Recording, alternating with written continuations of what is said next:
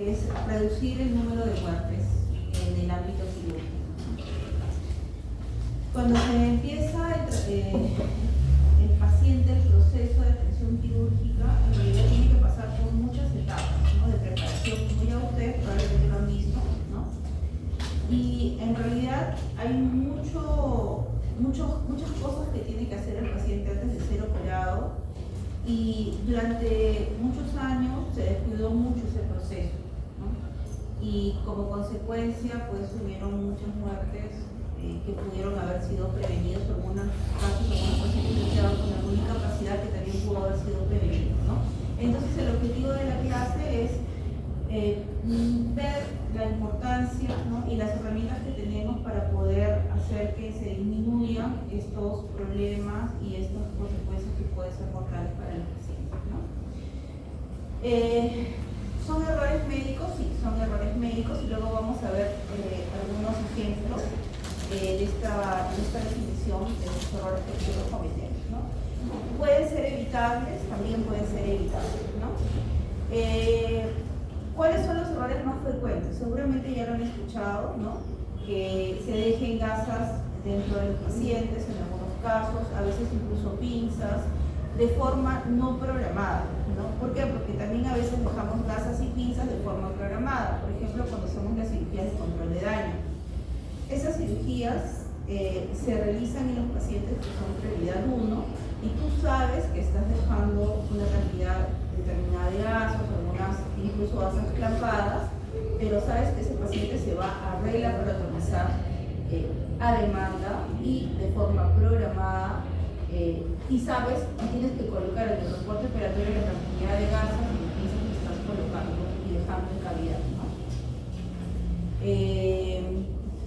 Otra causa de error que nosotros cometemos es por las alergias que no son registradas, ¿no?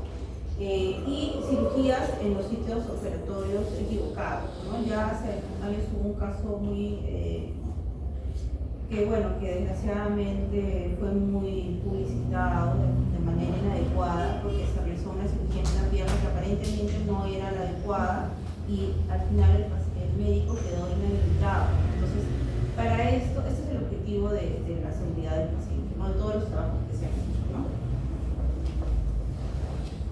Ahora, se han hecho varios estudios, y en realidad de todos los estudios y todos los análisis que hay, la conclusión es que debemos hablar todos el mismo lenguaje, debemos trabajar todos de la misma manera, y debemos usar herramientas que nos ayuden a poder disminuir estos errores que cometemos, ¿no? ¿Y cómo se hace eso? Se hacen protocolos y guías de manejo en cada hospital, ¿no? Al inicio era muy diferente, ¿no? Pero luego, con el transcurso del tiempo, se han realizado algunos documentos, como son las listas de verificación de cirugía segura o los checklists que ustedes ya seguramente han visto en sus hospitales, donde se estandarizan estos procedimientos para poder tener más claro qué cosas se tienen que hacer, de tal manera que en todos los hospitales se trabaje de la misma manera para todas las cirugías, pero hay algunas observaciones, ¿no? Entonces, en relación a esto, es que, por ejemplo, tenemos algunas clasificaciones o algunas definiciones con respecto a los errores que podemos encontrar, ¿no? Por ejemplo, el evento que nosotros queremos evitar, como yo le dije, es la muerte de un paciente. Eso, cuando se produce en un paciente, sobre todo que ha ingresado para una cirugía electiva, que ha venido con estudios de cardiología, de endocrina, de todas las áreas que tienen que hacerse, es un paciente que no debe fallecer. Eso es un evento centinela, eso debe reportarse, eso es importante y debe evitarse. ¿Por qué? Porque ese paciente no debe morir, ¿no? ¿Cuándo sucede eso? Por ejemplo, y acá lo tenemos, si bien es cierto, lo hemos puesto en el último lugar, pero es el más importante de todos. Por ejemplo, si tenemos un paciente que ingresa a sala y nosotros sabemos que es un grupo A positivo y le ponemos B positivo. Eso es un evento centinela, también es una negligencia y puede ser susceptible de que un médico pierda su licencia, incluso que pague una reparación civil, incluso que pague una sanción por pena privativa de libertad. Entonces es importante que nosotros tengamos bien clara revisión. Y eso se debe reportar, ¿no? Todos los eventos centinelas se deben reportar, ¿no? A ver, otro diagnóstico, por ejemplo, que ustedes tengan con respecto a un evento centinela, ¿cuáles podrían de repente ustedes proporcionar?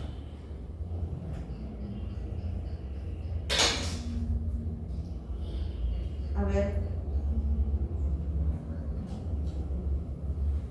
ya hemos hablado de las reacciones transfusionales, ¿no? El sitio equivocado del procedimiento, ¿sí? También lo hemos mencionado, ¿no? El medicamento, por ejemplo, si yo le doy un medicamento, por ejemplo, ¿a qué te refieres a un medicamento equivocado? Por ejemplo, si el paciente tiene reacciones adversas, ha tenido reacciones adversas anteriores a ese medicamento y está en su serie clínica. ¿Ya? O por ejemplo, también hay casos donde se le pone el medicamento equivocado porque se confunde el paciente. Ya. Eso es un buen ejemplo, ¿ya? Hace unos años, en hospitalización, pidieron unos medicamentos y se le tenía que colocar a un paciente un analgésico y le colocan rocuronio. ¿Alguien sabe qué es el rocuronio? Es un relajante. Y el paciente, obviamente, empezó a hacer un cuadro respiratorio, ¿no? Entonces, la enfermera comunicó. Inmediatamente el paciente fue llevado al área correspondiente. En ese momento, como el paciente estaba, o sea, esa hospitalización estaba en sala de operaciones, lo llevamos a sala para que sea intubado. O sea, la enfermera, miren, comunicó. ¿Eso qué cosa es? ¿Es un episodio adverso o es un evento centinela?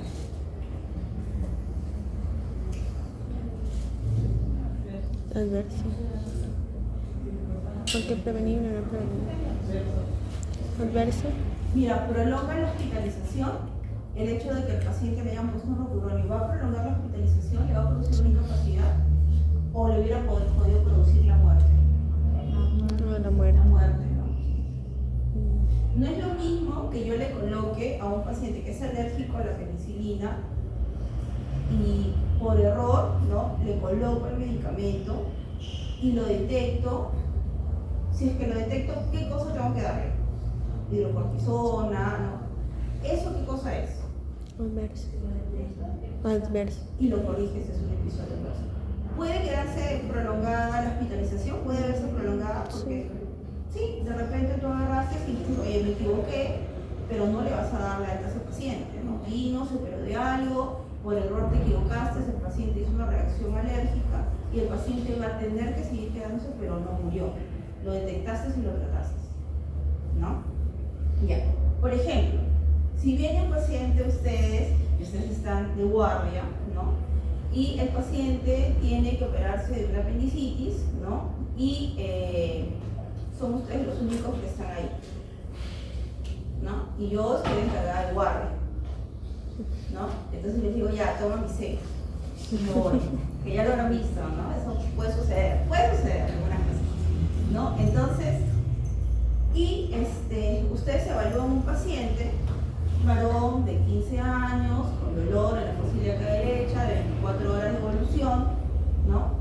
Tú lo tocas, tiene un rebote y tiene un hemograma en 11.000, 12.000. ¿Qué puede ser? Apendicitis. ¿Ah? No. ¿Puede ser una apendicitis? No. Sí. ¿Sí? Sí. Puede ser, ¿no? ¿Le darían de alta? No. ¿Cuántos le dan de alta? Levanten la mano. Y le dicen que regrese con signos de alarma. ¿Alguien le da de alta? ¿Con mi sello? No, ¿verdad? Tienen que dejarlo observar. ¿Qué examen le piden?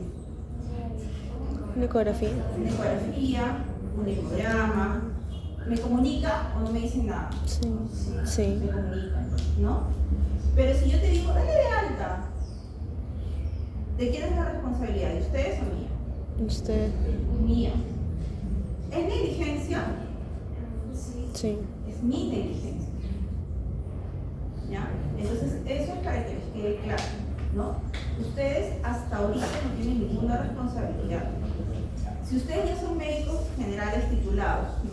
Con su CMP, todo, y ustedes le dan de alta, son mi R1. Ustedes con su sello le dan de alta. ¿Es negligencia? Sí. Mía de ustedes. Nosotros. ¿Ya? Y en teoría tienen el conocimiento, ¿no? Pero no pueden darle la atención en el máximo de sus capacidades, todavía no son especialistas, ¿no? Entonces se debe consultar al especialista, ¿no? Hay que tener claro los pasos y los protocolos que hay que seguir, ¿ya? Porque a veces, en un afán de querer solucionar un problema, podemos de repente empeorarlo, ¿ya? Eso lo tienen que tener claro. Todo eso es seguridad del paciente, ¿ya? A ver, cuasi-error. ¿Algún ejemplo de cuasi-error? Por ejemplo, tengo un paciente que se va a operar de una coledotomía y pasa el primer filtro, sube a sala y tiene un consentimiento de una herniolada. ¿Lo opero o no lo opero?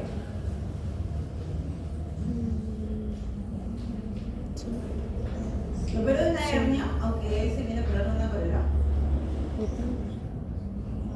Riesgo, De repente, beneficio. ¿no? ¿Sí? ¿Quién dice que lo opero? ¿No lo opero? No lo opero. Él no se vino a operar de una herniolada. Yo me equivoqué.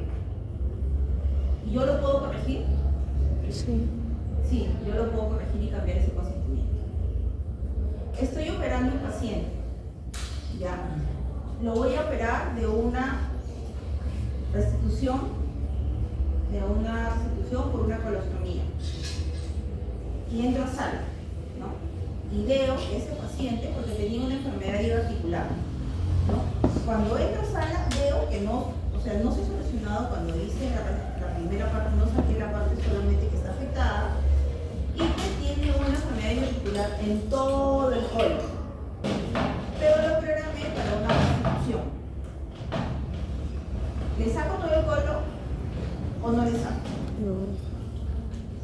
No le saco. Sí le saco. No. ¿Ah? Sí le saco, o sea, porque él tiene todo el colon enfermo. O sea, si yo lo anastomoso, se puede volver a abrir porque es un divertículo. Es muy probable que se lo abra. ¿Le saco o no le saco todo el colon? Y si le saco, ¿qué hago? ¿Cambio el consentimiento? Hay algunos casos que son un poco más complicados. Y ahí sí tenemos que salir, parar un rato la cirugía y hablar con el familiar. ¿Ya? ¿Qué dice? ¿Le saco o no le saco el colon? ¿Sí? Sí. ¿Sí? Tenemos que hablar con el familiar, explicar lo que está pasando, ¿no? Porque el paciente está a veces anestesiado, es un hallazgo, y a veces sí tenemos que hacer lo que el paciente necesita. Se saca el colon y se hace una restitución con una bolsa de hilo, ¿no? Es algo que nos ha pasado recientemente en el hospital. Y se le explica, se habla con el paciente, con el familiar. ¿Ya? Y si es joven el paciente, le saco todo el colon si tiene un vólvulo y es joven el paciente. Tiene un vólvulo acá y no sé si está dilatado, pero lo veo más o menos. ¿Le saco todo el colon? No. Hay que tener criterio, ¿ya? En un joven hay que darle un poquito más de chance. Entonces, todas esas cosas tienen que aprenderlas y usar estas herramientas para poder tomar una decisión y ustedes mismos protegerse y proteger al paciente, ¿ya?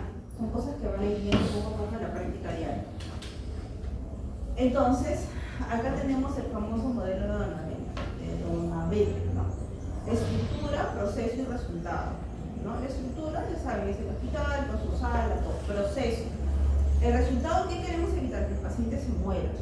El proceso es todo lo que hemos hecho antes que el paciente se opere, antes de que llegue la cirugía. Y durante la cirugía, la técnica quirúrgica que tú vas a aplicar para que ese paciente salga bien, ¿no? Para asegurar todo eso, que esto vaya bien, como ya les dije, se emplearon herramientas como la lista de verificaciones de entidad segura y toda la preparación por consultorio del paciente, ¿no? Y esto sí es importante hacerlo bien, ¿no? Porque no puedes entrar a operar a un paciente sin saber de qué se va a operar y no tener lo que ese paciente necesita en una cirugía electiva. Si vas a operar a un paciente con una fractura de fémur, porque le vas a hacer una cirugía de cadera, es necesario que tengas la prótesis que va a necesitarse para esa cirugía. Inclusive para una catarata, es necesario que tengas el material que se necesita para esa cirugía. No puedes pedir el último momento. Es un tiempo que se pierde y o sea, es una suspensión de una cirugía que debió haberse realizado en las mejores condiciones, ¿no? Entonces, para esto, nosotros tenemos que tener una cultura en todo establecimiento en cuanto al centro quirúrgico. Tenemos que llevarnos bien.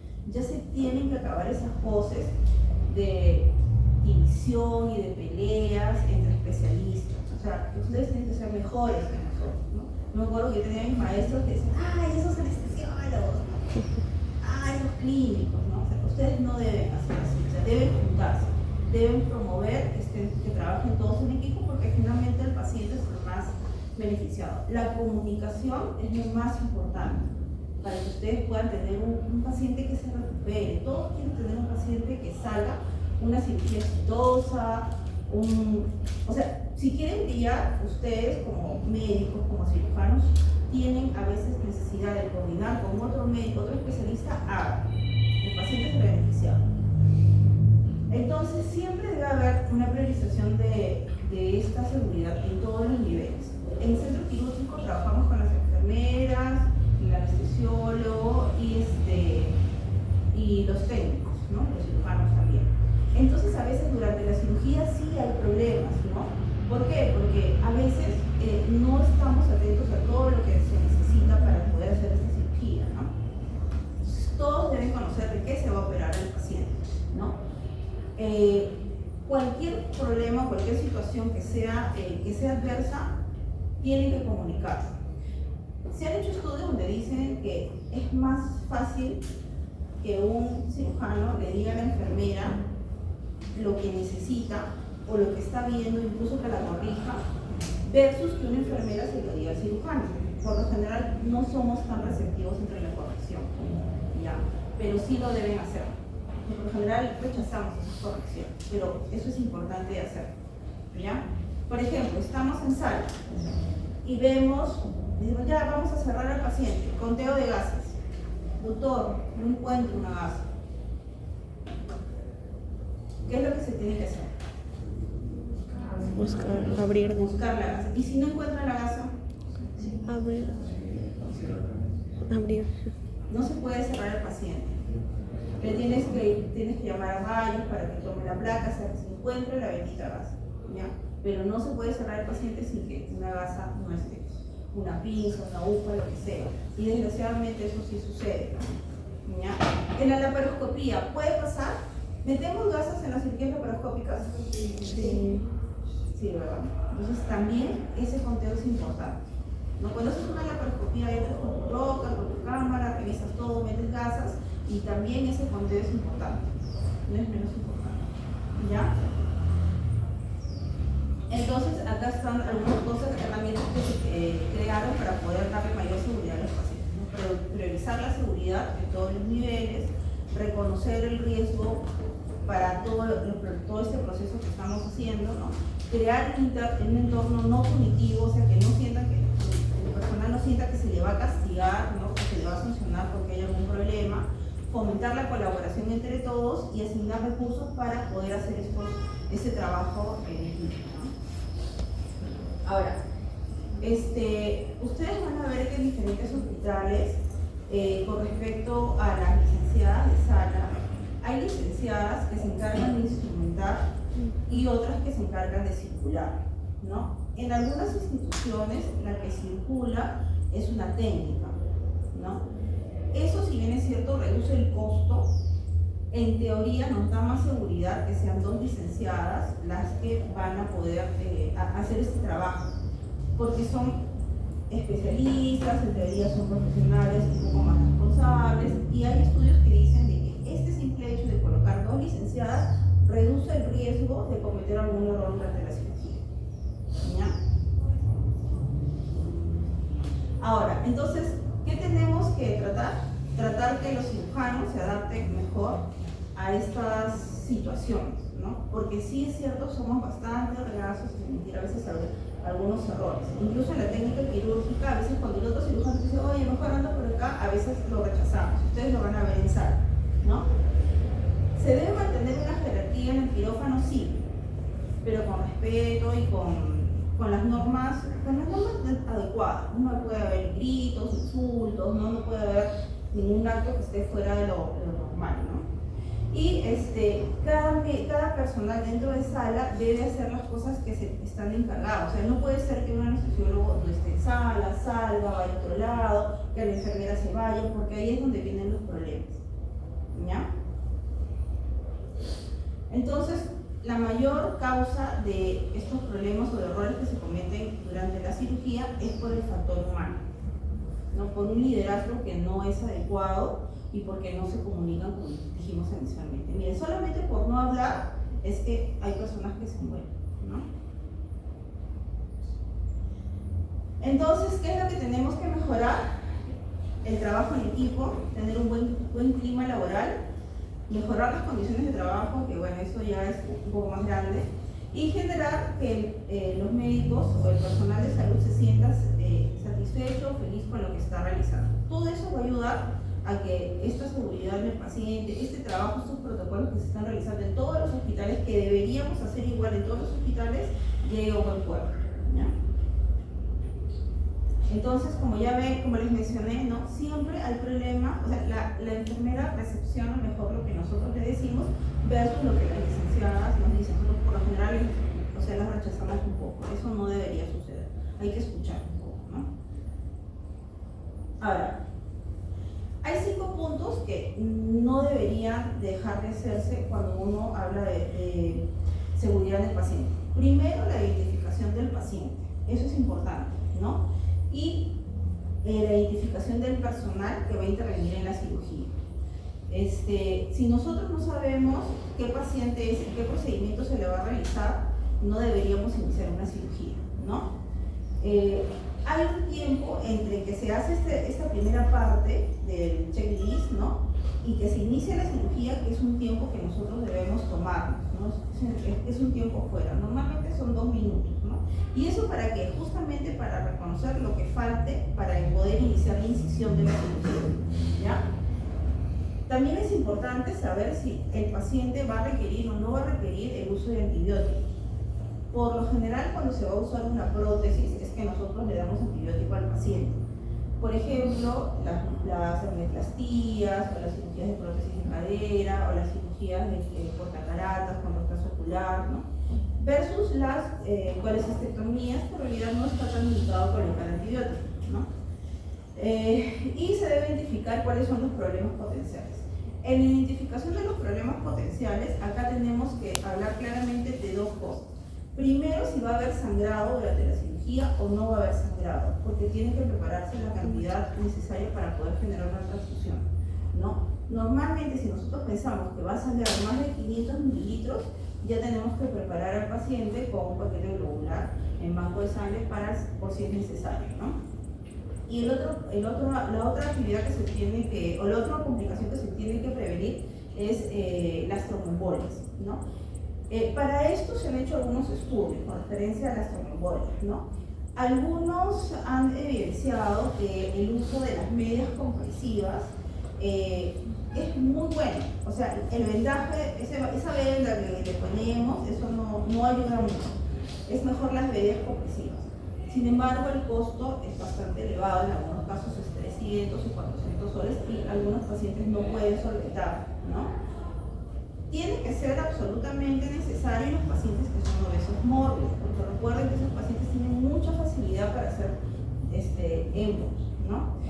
Y otra cosa que también se recomienda es la anticoagulación, ¿no? Con heparina de bajo peso molecular o la heparina fraccionada, también se ha visto buenos resultados, ¿no? Si hacemos la combinación, también estaría bien, pero por lo menos las medias es lo mínimo que deberíamos tener. Ahora, o sea, la media es para cada paciente. Si se operan por día 30 pacientes, son 300 soles por 30, es un dineral. Entonces, muchas veces el Estado no invierte en eso, porque no lo considera importante. Pero eso, simplemente eso nos previene un gran riesgo en las cirugías, ¿no? Esta es la lista de verificación. operación de cirugía segura, ¿no? Como lo ven, es antes de la inducción de la anestesia, antes de la incisión y antes de que el paciente salga de quirófano, ¿ya? Entonces, acá hay tiempos quirúrgicos que ustedes deben conocer, ¿no?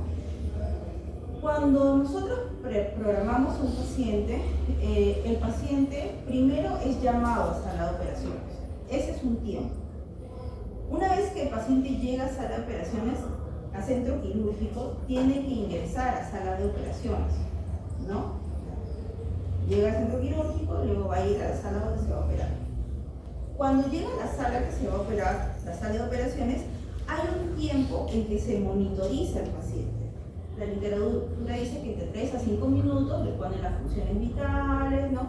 Que no esté arrítmico, que todo está con hipertensión, se suspende, no se suspende, ahí viene la primera lucha, ¿no? Ya. Después de eso, de que le tomaron las funciones vitales, recién ahí comienza la inducción, ¿ya? Entonces, en este tiempo, o sea, antes de que comience la inducción, o sea, que el anestesiólogo empieza a colocarle todas sus cositas para relajarlo, el propofol y todo eso, recién ahí podemos comenzar la inducción. Entonces, en ese momento previo, cuando están monitorizando, se debe hacer la primera parte del checklist, antes que el anestesiólogo le empiece a colocar los medicamentos. Y en esa parte se confirma de qué se va a operar el paciente, la técnica y el consentimiento y el marcado de sitio quirúrgico. El marcado de sitio quirúrgico es importante. Si tengo 2 hernias, ¿marco al paciente? ¿Sí? ¿No? 2 hernias. ¿Sí? ¿Sí? ¿2 hernias? ¿Sí? Lo marco al paciente porque se va a operar de las 2 hernias. Si tengo las 2 piernas con varices, las 2, ¿ya? Pero yo solamente dije que me iba a operar la derecha, ¿no? ¿Marco las 2 piernas que tengo toda llena de varices o solo marco la derecha? Solo marco la derecha, ¿ya? Si voy a hacer una colelar, ¿no? Una colelar, miren, ¿ah? Marco el ombligo, ¿marco algo? No, ¿verdad? La lógica dice que no. Si me voy a sacar lipomas, ¿marco un lipoma y el resto los dejo o marco todos los lipomas que voy a sacar? Todos los lipomas, ¿ya? Entonces, el marcado es importante, ¿ya? Si voy a hacer una laparotomía, ¿marco al paciente? ¿Le hago todo un círculo en el abdomen? No. Si voy a hacer una laparotomía en un paciente que viene, un paciente baleado, que está en trauma shock, ¿no? Que está inestable, ¿no? ¿Tengo que hacer todo esto? No, de emergencia. Funciones vitales, ¿no? Y esa es una de las pocas excepciones donde yo puedo prescindir del checklist. Pero si tengo un paciente de emergencia que tiene una hernia, que está estrangulada, ¿no? Sí está mal, pero necesito operarse rápido. ¿Tengo que hacer esto?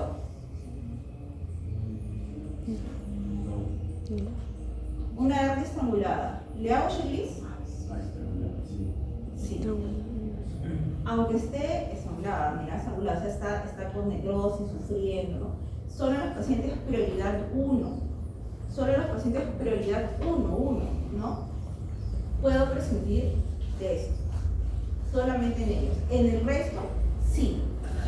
Si el paciente no tiene todos sus exámenes preoperatorios y ya está en sala y resulta que no tiene grupo, no tiene... ¿Puede empezar la cirugía? No. No. Y si es un prioridad 1, ¿qué es lo mínimo que necesita? Hemoglobina y grupo. ¿Ya? Entonces, eso lo tienen que tener claro, porque si viene el paciente chocado, no van a agarrar y se van a poner a ver, señor, no, sí, o sea, eso no se puede hacer. No marca la zona, esas cosas no. ¿Ya? Ahora, todo eso se hace, se revisa también todos los equipos. Antes de que empiece una cirugía, sobre todo en la cirugía electiva, se revisa el equipo. Si es laparoscopía, la torre. Si está mal el monitor, si está mal el insuflador, si está mal la fuente de luz, si está mal la cámara, ¿alguna parte de ese equipo se puede hacer una laparoscopía? No, vas a tener que hacer una laparotomía y cambiar tu consentimiento a laparotomía. Entonces ustedes tienen que verificar que todo eso esté funcionando bien, ¿ya?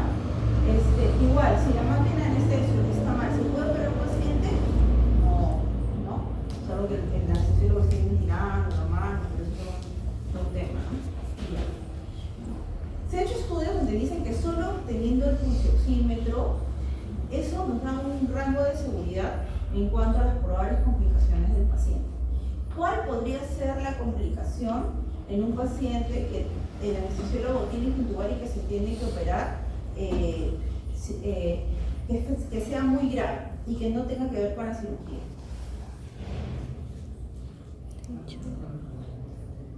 Que tiene un compromiso respiratorio. Suficiente. Por eso es que es el pulsioxímetro. Es la aspiración. Ya recuerden que algunos pacientes, sobre todo los que vienen de emergencia, a veces han terminado de comer recién y se pueden aspirar. Eso se llama síndrome de Mendelssohn y es una complicación grave que a veces los pacientes se mueren. ¿Ya? También hay protocolos que dicen que los pacientes pueden ingerir bebidas azucaradas, como el protocolo ERAS, que el paciente puede tomar 400 mililitros de una bebida con maltodextrina antes de la cirugía, hasta 2 horas antes de la cirugía, y el paciente se puede operar. ¿Ya? Eso se hace, por ejemplo, en la cirugía bariátrica, en algunas cirugías que son programadas, donde el paciente o sea, le afecta mucho el ayuno y tú sabes que se va a beneficiar. ¿Por qué? Porque ayudas a que no use su glucosa de aislamiento con la maltodextrina que le estás dando, ¿no? Entonces, todos esos cuidados se tienen que hacer antes de la cirugía, ¿no? Mantener la temperatura, que el paciente no haya hipotermia, si hace hipotermia, sangra más, ¿no? Mantener la glicemia en un nivel adecuado, ¿no? Todas esas cosas son por seguridad del paciente. Una vez que se hace la incisión, antes de hacer la incisión, todo el personal de sala se tiene que presentar, ¿no? Pero si ese mismo equipo continúa de una cirugía a otra, ¿se vuelven a presentar? ¿Se tienen que volver a presentar? Sí. Sí. La norma dice que no es necesario. Si, por ejemplo, yo estoy operando desde las 8 de la mañana hasta las 8 de la noche con el mismo equipo de anestesiólogo, cirujano, todos el mismo, ya a veces simplemente se dice que es el mismo equipo, salvo que la norma del hospital te diga que tienes que volver a hacerlo. Igual que el lavado de manos quirúrgico, ¿no? El lavado de manos quirúrgico, ¿cuánto dura? 5 minutos, sí. ¿Y entre cirugía y cirugía? 3, ¿no? ¿Por qué? Porque justamente estás todo el día en quirúrgico. Listo. Terminando la cirugía, ¿no? Ya, cuando ya el paciente se tiene que ir, algo muy importante que es otro error que a veces afecta mucho la calidad de vida del paciente, sobre todo por los resultados de la anatomía patológica, es el no adecuado rotulado de las muestras.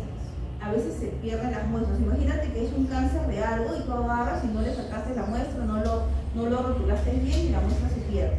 Entonces operaste al paciente por gusto.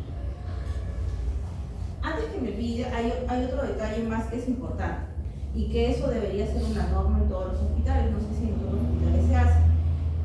Los medicamentos que usa el anestesiólogo deben estar rotulados todos. Es más, la institución debería darles las etiquetas. ¿Por qué? Porque a veces, como ellos tienen todas sus jeringuitas y todas sus cositas, a veces se confunden. Nosotros, por ejemplo, nos puede suceder eso cuando hacemos las colegiografías intraoperatorias, que si no hacemos un marcado, a veces no sabemos qué le estamos colocando al paciente. No se puede hacer bien un procedimiento. ¿Ya?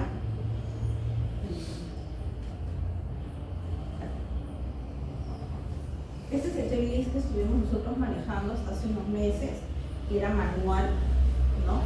Incluso en una época, como ustedes lo ven acá, para poder tener una mejor medición, hicimos el llenado de los tiempos quirúrgicos que estaba mencionando, ¿no? Eso para poder tener una mejor optimización de las salas. Pero ahora ya lo hemos dejado de lado porque lo hemos hecho ya sistematizado y estamos más trabajando justamente en seguridad, ¿ya? Entonces, ¿hacia dónde deberíamos apuntar? Ya tener una política, todo, de seguridad del paciente, hacer reuniones, hacer rondas de seguridad, donde se vean y se realicen todos estos procesos y estos casos de forma diaria, ¿no? Listo. A ver. Ya. ¿Cuáles son las complicaciones más frecuentes? La menos frecuente son las infecciones de sitio operatorio, porque en teoría O sea, no deberíamos tener infección de sitio operatorio, porque recuerden que nosotros, antes de iniciar la cirugía, se realiza el lavado, ¿no? Normalmente es con clorexidina, y si no se hace un buen lavado, ahí sí existe. Entonces, eso es, digamos, un porcentaje que va en contra. Sin embargo, hay un rango que dice que es un 0.3%, 0.5%, hasta donde está permitido. Las complicaciones, digamos que las mayores complicaciones por lo general se dan en las cirugías cardíacas. Ahí sí tenemos una alta índice de complicaciones, ¿no? Porque es una cirugía más compleja también, ¿no?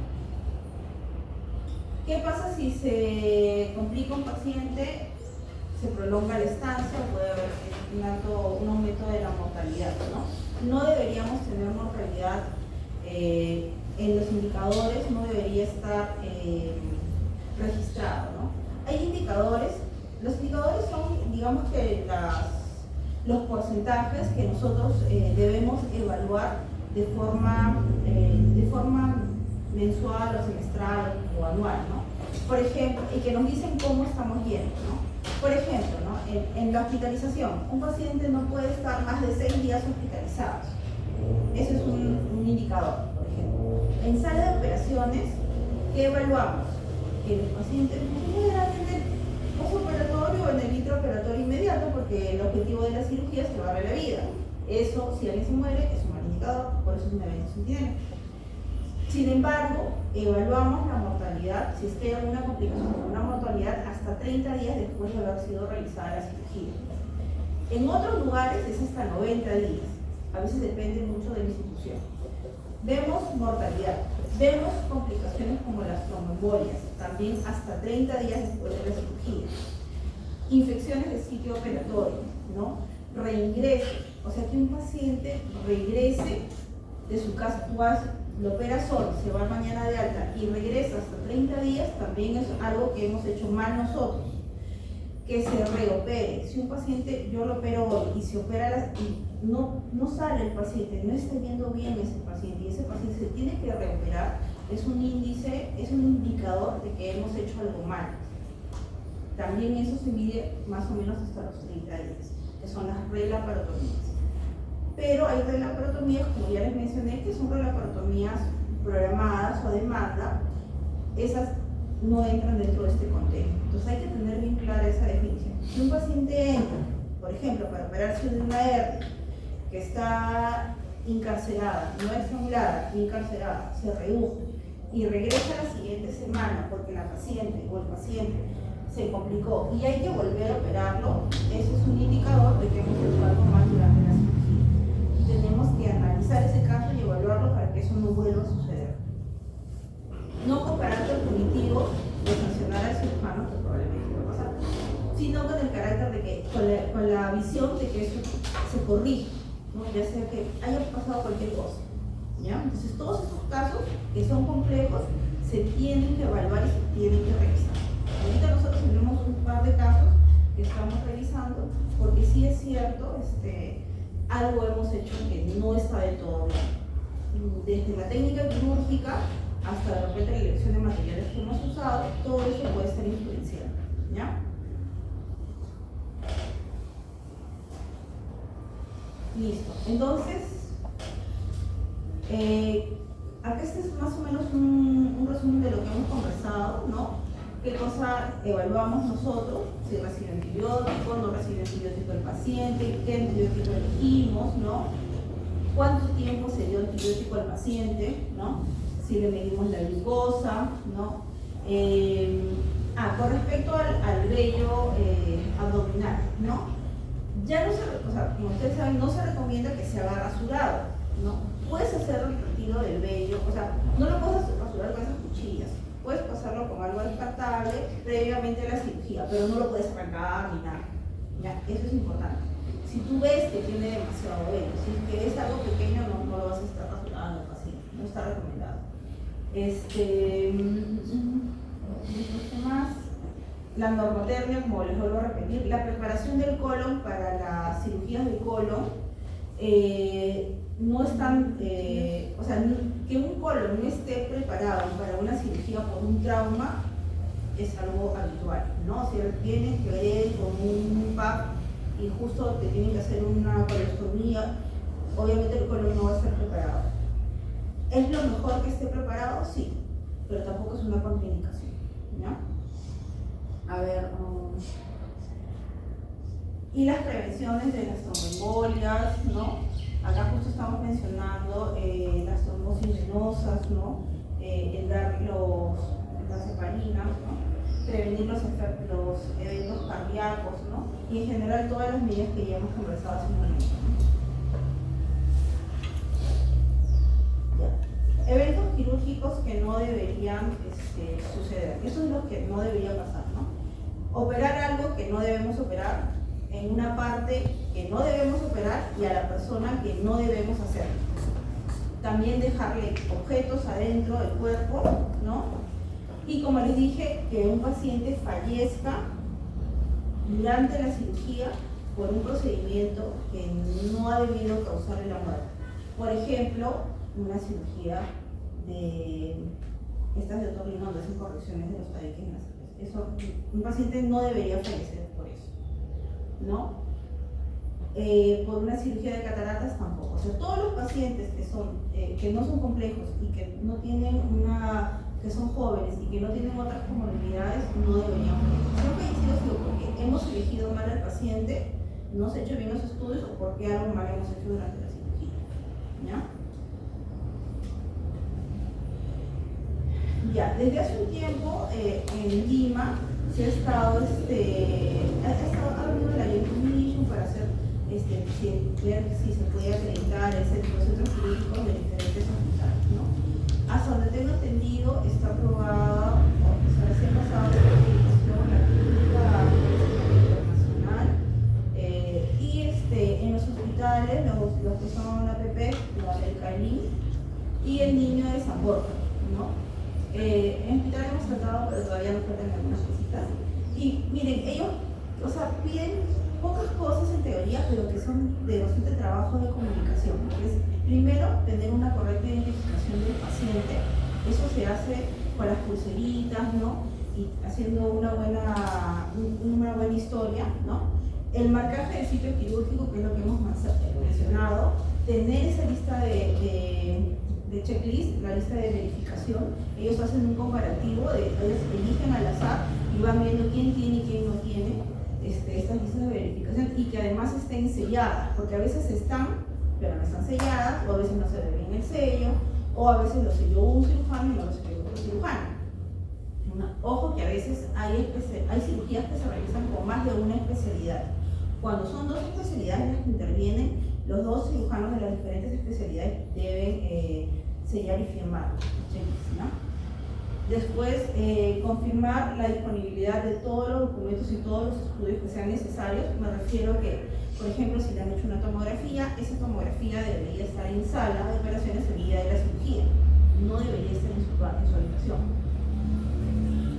Realizar el tiempo entre la primera y la segunda parte del checklist, porque ellos van y monitorizan durante todo este procedimiento. Ellos hacen una observación y una evaluación. Si es que te tomas ese tiempo para poder hacer como un breve resumen de todo lo que va a hacer en la cirugía, ¿no? Antes de la incisión, y vigilar que se cumpla todo. Esto, que parece bien simple, muy pocos hospitales lo tienen, ¿ya?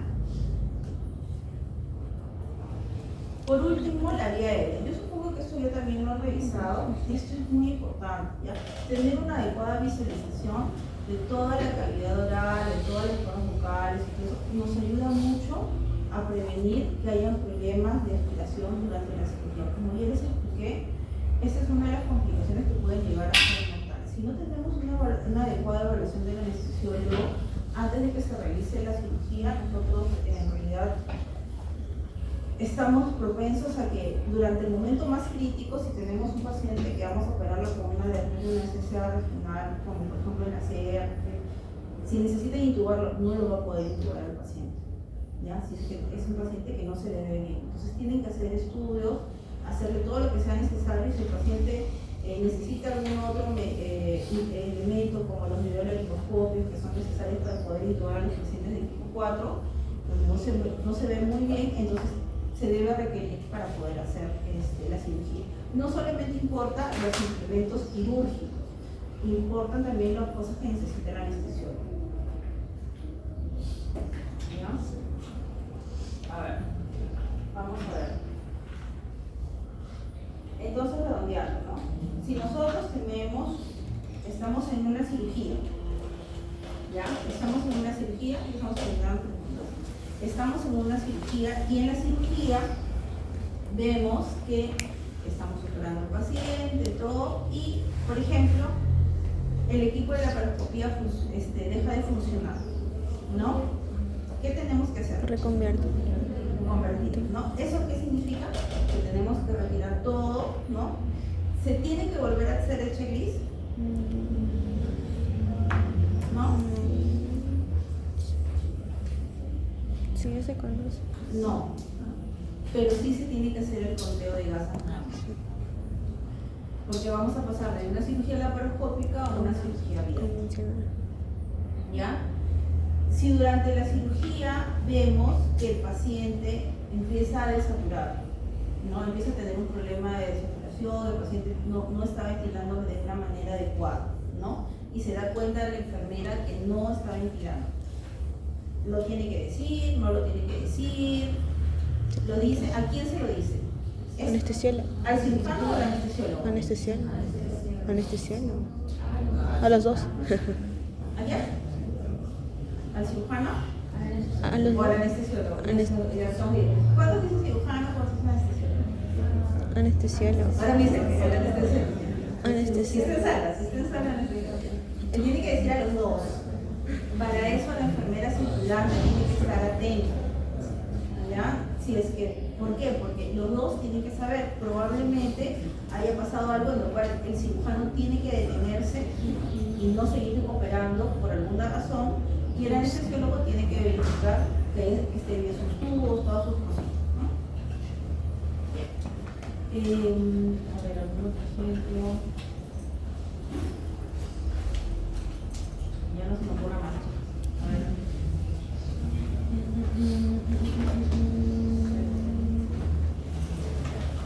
No se me ocurre más. ¿Alguna duda, alguna pregunta?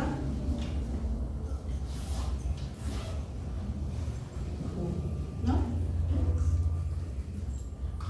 ¿No? ¿Todo claro? ¿Sí? A ver. ¿Cuándo es el examen? El lunes.